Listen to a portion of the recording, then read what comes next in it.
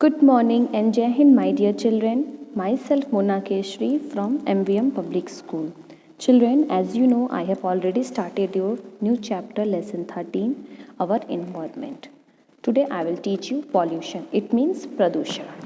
The presence of harmful substances in land, water and air that can cause harms to humans and other living organisms is called pollution.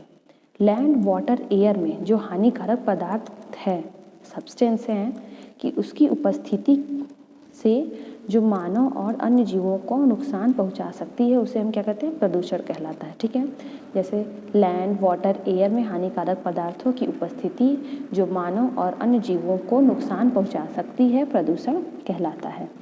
The harmful substances that cause pollution of air, water and land are called pollutant. Pollutant किसको कहते हैं? Air, water और land के प्रदूषण का कारण बनने वाले हानिकारक पदार्थों को प्रदूषक कहा जा सकता है। प्रदूषक मीन्स पॉल्यूटेंट। इट मीन्स क्या होता है इसका मतलब, एयर, वाटर और लैंड जिसकी वजह हो रहे हैं उसको हम पॉल्यूटेंट कहते हैं। Land pollution means, land means भूमि, pollution means pradushan means bhumi pradushan, mixing of harmful substances such as chemical and waste which cannot be decomposed with the soil is called land pollution। मतलब harmful substance, हानिकारक पदार्थ जैसे chemical और waste जिसको जो सड़ के मिट्टी में नहीं मिल सकता उससे क्या होता है, लैंड पॉल्यूशन, जो डिकम्पोज नहीं हो सकता। Land pollution is also called soil pollution. Land pollution को हम सॉइल पॉल्यूशन भी कहते हैं। The harmful substances come from industries waste, domestic waste, agriculture waste and animal waste। और ये हानिकारक पदार्थ कहाँ से आते हैं, इंडस्ट्रीज से आते हैं। इंडस्ट्रीज के वेस्ट होते हैं, डोमेस्टिक मीन्स घर के वेस्ट होते हैं, कुछ एग्रीकल्चर के वेस्ट होते हैं और कुछ एनिमल्स के वेस्ट होते हैं।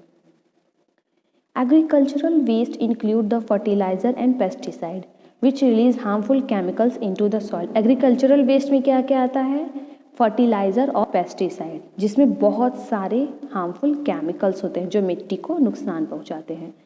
Industrial waste contain, industrial waste में नॉन बायोडिग्रेडेबल वेस्ट होते हैं और हार्मफुल केमिकल्स होते हैं। इंडस्ट्रीज में क्या होता है, नॉन बायोडिग्रेडेबल वेस्ट मतलब ऐसे वेस्ट जो सड़ के मिट्टी में नहीं मिलते हैं, जैसे प्लास्टिक हुआ, और कुछ हार्मफुल केमिकल्स होते हैं जो नुकसान पहुँचाते हैं।